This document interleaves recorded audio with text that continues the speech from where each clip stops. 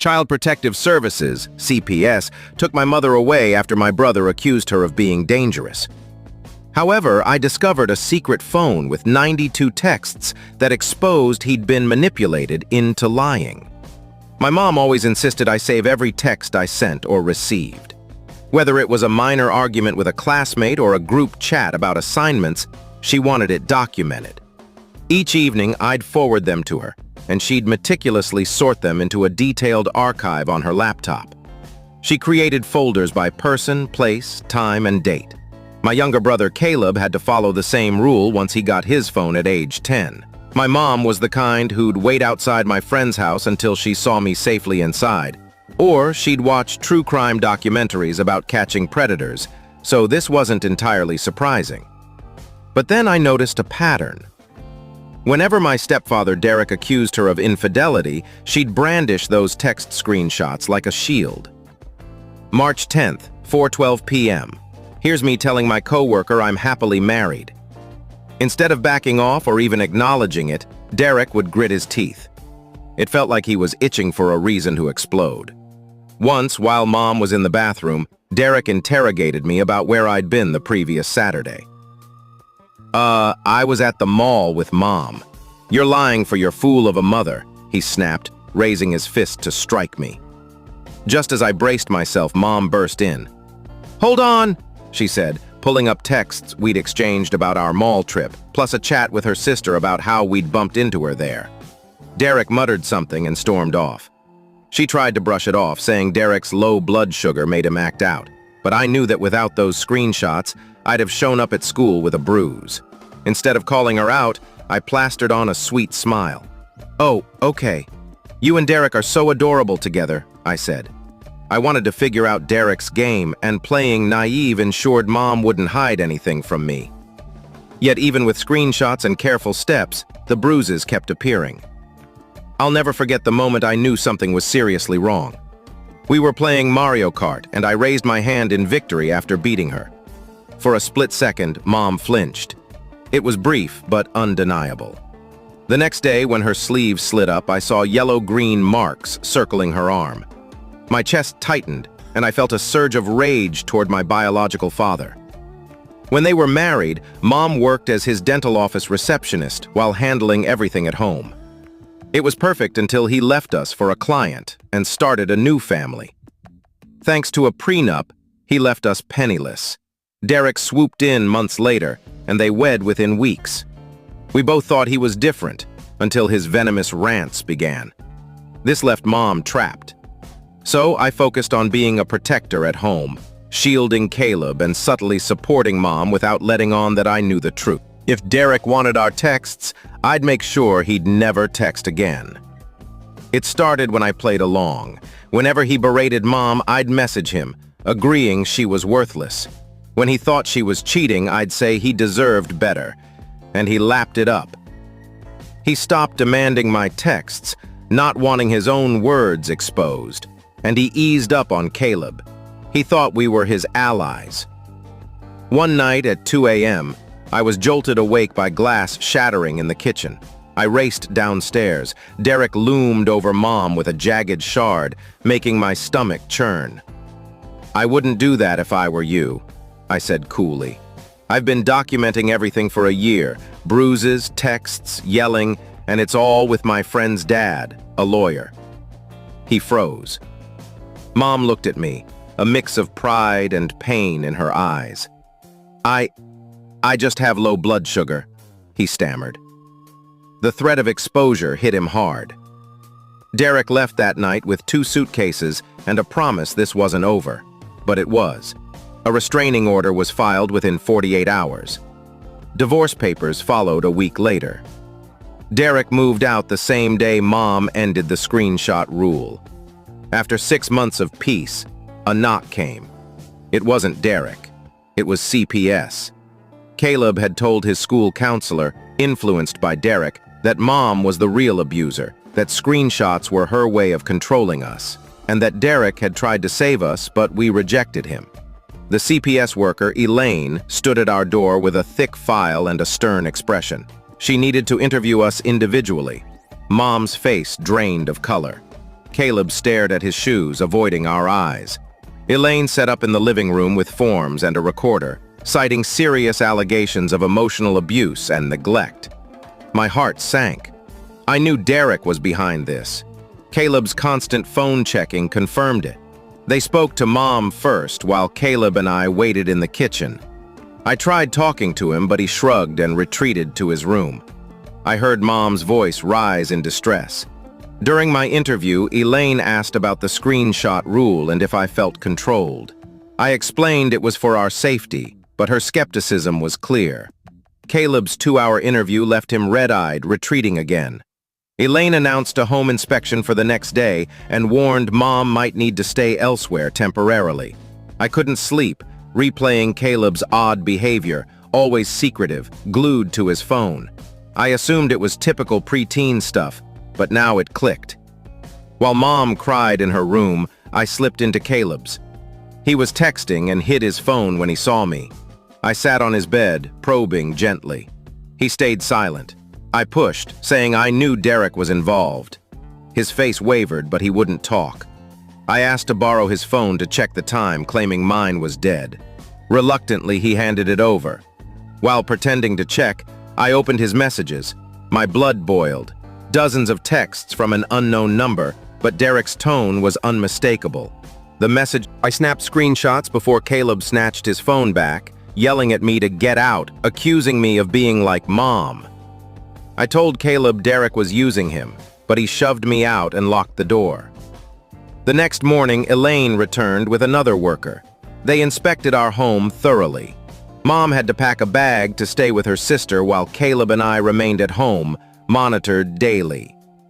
Seeing Mom leave with that small bag was gut-wrenching. Aunt Monica arrived, trying to keep things normal with sandwiches and school talk, but her worry was obvious. That night, I scoured my phone for evidence. I found old screenshots of Derek's abusive messages about Mom in a hidden folder. I'd also set up a cloud backup months ago, fearing Derek might erase my phone. School was unbearable the next day. I couldn't focus. During lunch, I headed towards school when I saw something. Caleb and Derek were at a picnic table near the school parking lot. Derek was handing Caleb a gift bag. This violated the restraining order. I hid behind a tree and recorded them. I couldn't hear their words, but I saw Derek's animated gestures and his hand on Caleb's shoulder. Caleb nodded, even smiled. Derek left after 15 minutes. I confronted Caleb after school, showing him the video. He got defensive, saying Derek just wanted to check on him. I reminded him of the restraining order barring Derek from coming within 500 feet. Caleb insisted Derek was the only one who cared. Then he mentioned the gaming setup. Derek promised a new gaming console and a high-end computer if Caleb stuck to the plan.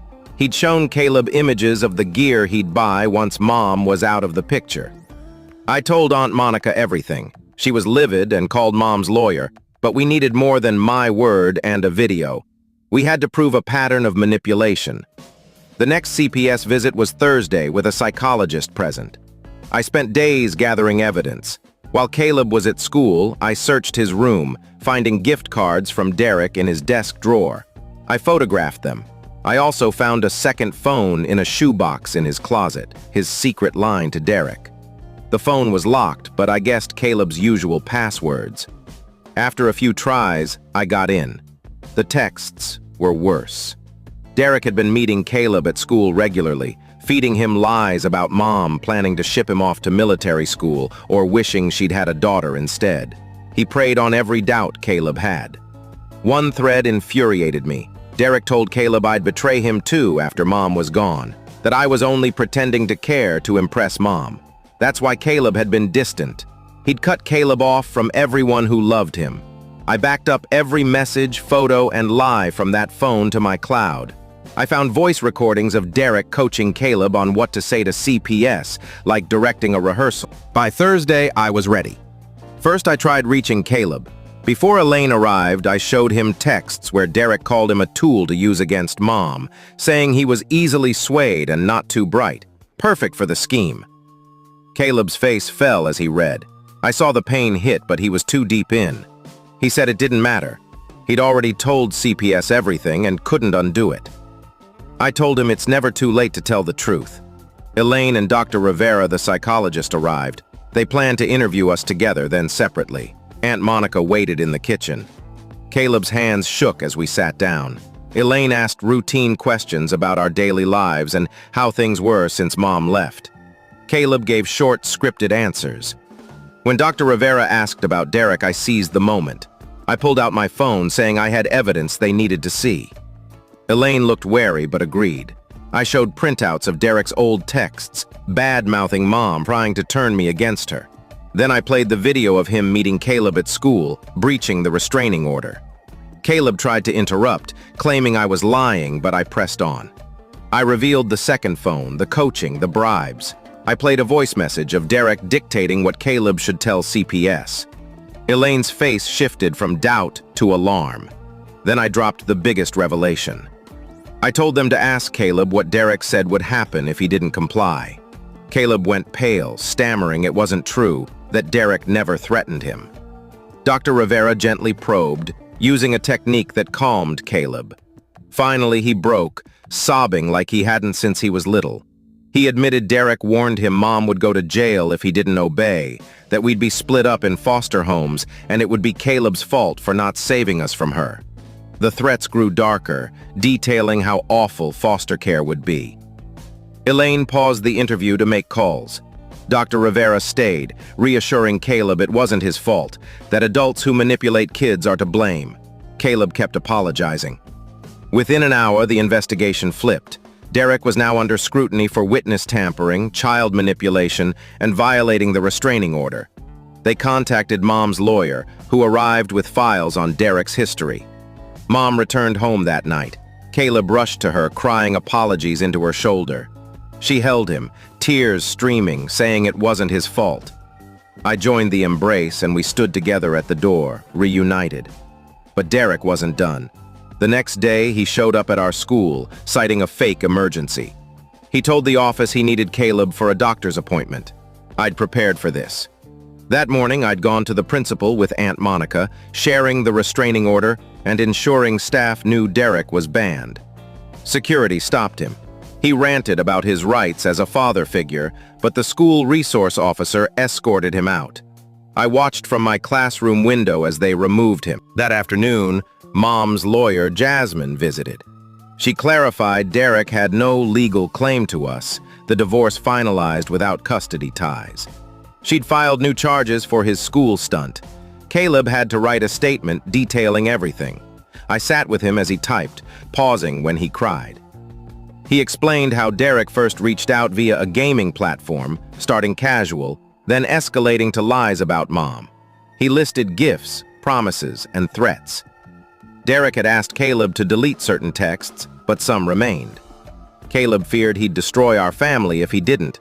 Derek's comply. He felt sick for doubting Mom's mom. The final CPS hearing was in 2 weeks.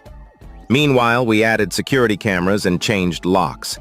Mom took leave to stay with us. We started family counseling, sitting together to unpack everything. The therapist explained how predators like Derek target weaknesses, isolate victims, and strip away their power. Caleb saw his experience as abuse, even without physical harm. As the hearing neared, we prepped.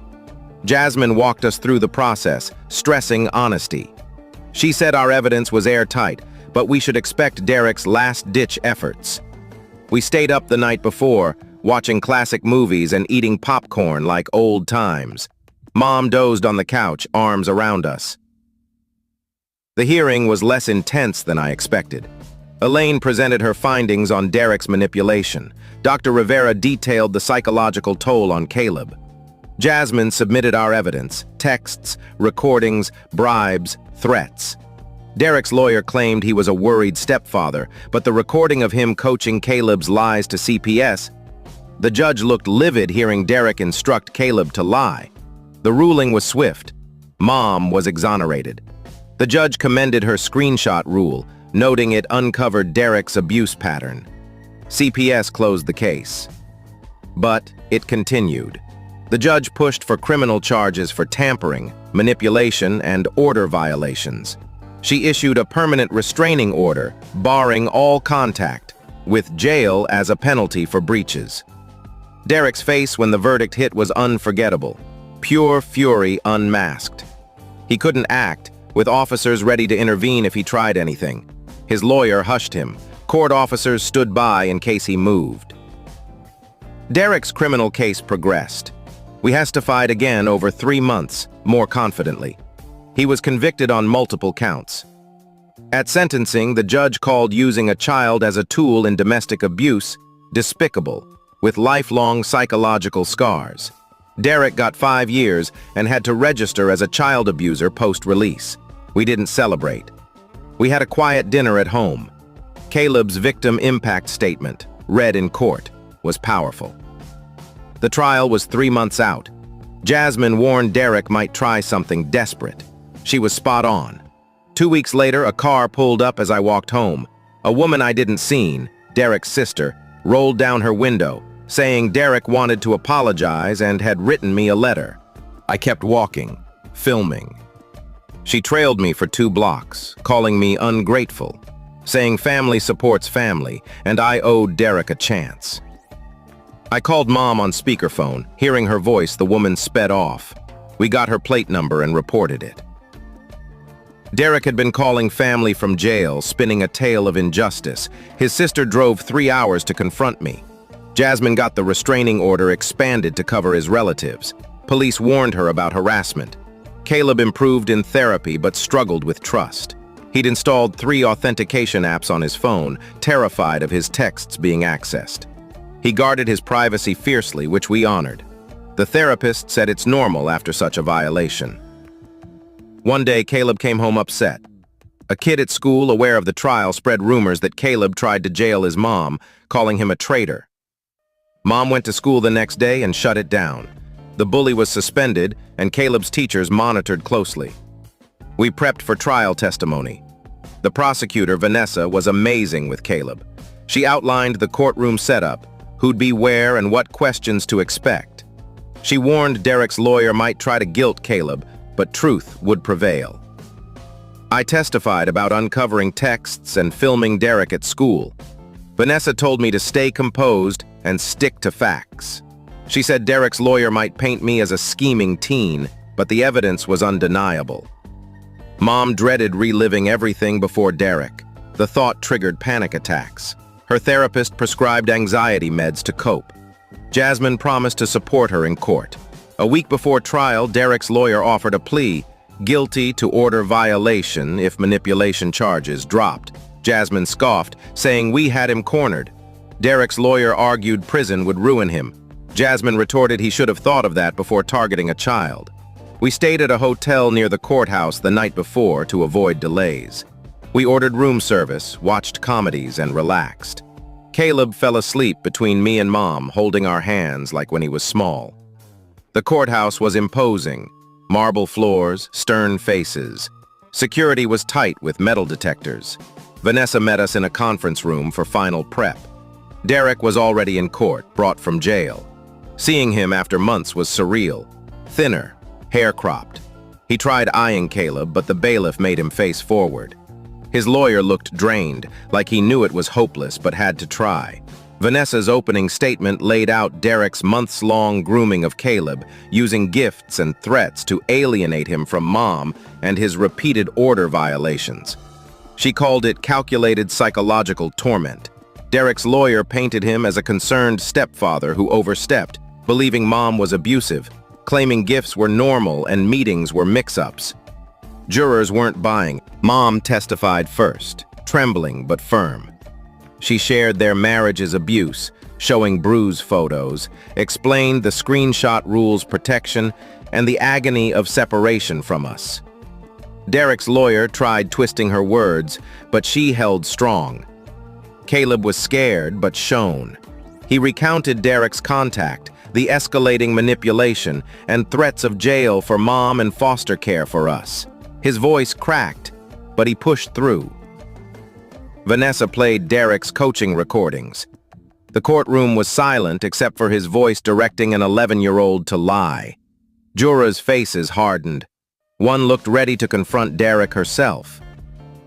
I testified about finding evidence and recording Derek. His lawyer tried calling me a conniving teen, but Vanessa's redirect, with screenshots, crushed their case. The evidence was too strong.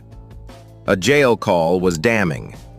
Unaware he was recorded, Derek bragged to a friend about manipulating Caleb, calling him gullible. Caleb cried, and Mom took him to the hallway. Derek's defense flopped. His character witnesses barely knew him, and attempts to question message authenticity failed. Vanessa brought metadata, expert-verified recordings proving deliberate abuse. Derek's testimony tanked.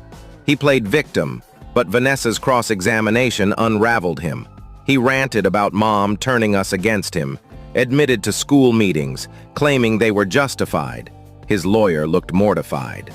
The jury deliberated under 2 hours, finding Derek guilty on all counts: child endangerment, witness tampering, order violations, harassment. His face blanched at the verdict. He mouthed something at us, but the bailiff stepped in. Sentencing was a month later. Caleb's victim statement, read aloud, was heart-wrenching. He spoke of lost trust, nightmares, guilt for betraying family, and how Derek exploited his need for a father. Mom shared her fear of losing us, how Derek weaponized her love, and watching Caleb be misled. I described our family's collapse, pretending to side with Derek to protect us, guilt for missing Caleb's manipulation, and learning monsters can pose as friendly stepdads. The judge gave Derek 5 years, calling his actions heinous, equating psychological harm and physical abuse. She banned contact with us for life, with instant jail for violations. Derek tried speaking as they led him away, but his lawyer stopped him. His family was in the gallery. His mother sobbed. I pitied her. Learning your son's a predator must be devastating. But she raised him, and something went terribly wrong. Post-sentencing, we went to Jasmine's office for paperwork. She set up a trust for Caleb with victim compensation funds for therapy and maybe college. She helped Mom file for a family name change to her maiden name, cutting Derek's shadow. The next months were about recovery. We repainted the house in vibrant colors, far from Derek's era. Caleb picked lying. We got a rescue dog that barked at any man near our house, boosting our security. Caleb's coding project won second in a school contest. Mom graduated her paralegal course with honors. Jasmine hired her, valuing her first-hand abuse knowledge. Mom's first case helped a woman whose ex turned her kids against her. She cried happy tears that night.